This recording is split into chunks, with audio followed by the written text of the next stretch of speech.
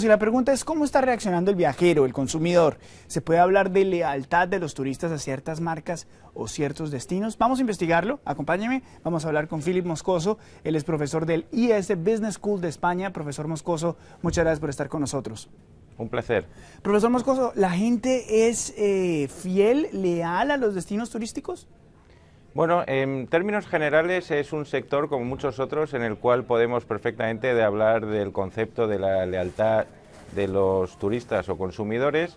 De hecho, si pensamos, hay muchas organizaciones que de alguna manera han basado su estrategia en estrategias de fidelización. Incluso podemos recordar que las líneas aéreas fueron pioneras en lo que podríamos llamar los programas de fidelización. No obstante, en esos términos generales tenemos que matizarlos teniendo en cuenta que es un sector muy heterogéneo. Tenemos no solo líneas aéreas y hoteles, pero tenemos agencias de viajes, tenemos museos y también tenemos el concepto de destino.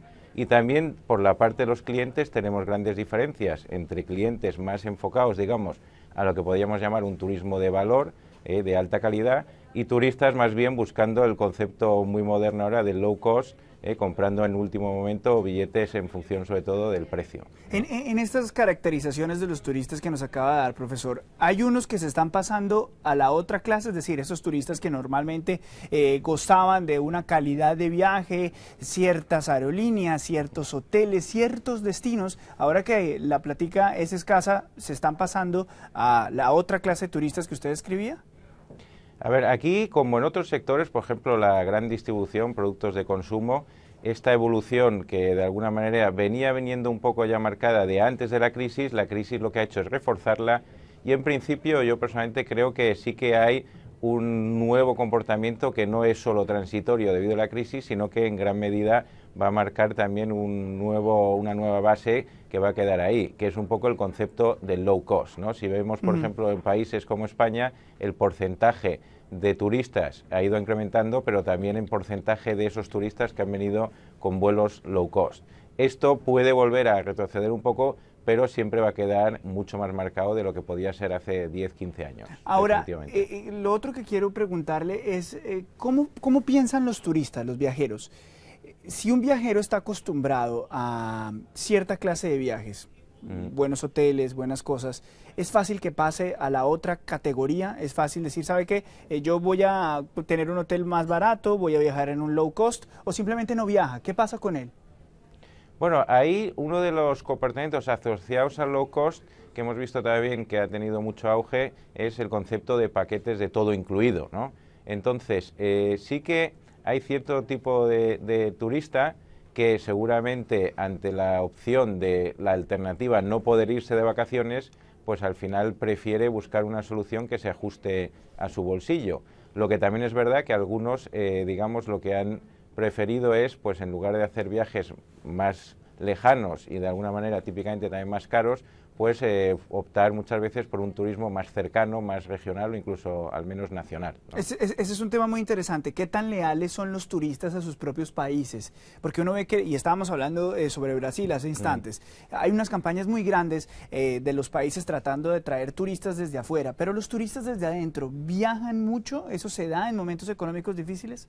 Bueno, de hecho tenemos el caso reciente que también ha salido muy mencionado en la prensa del primer ministro británico Cameron, también haciendo una especie de llamada a fomentar el turismo local.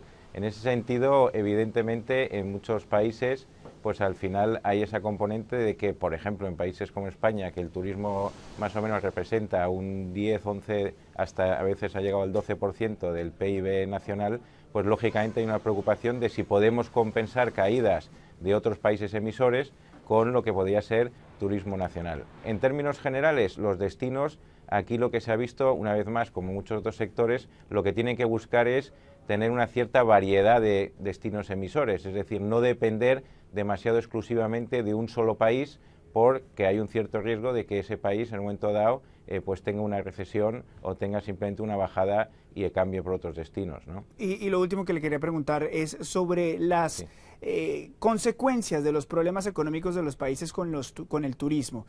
¿Es uno de los rubros que se corta más rápidamente?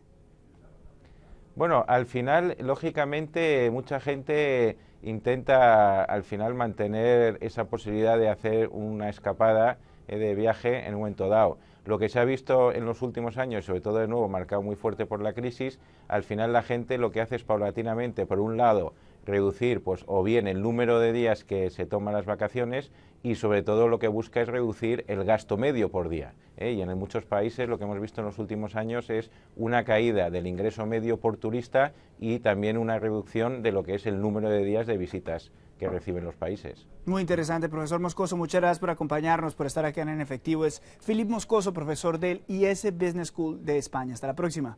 Hasta otra. Muchas gracias. Muchas gracias.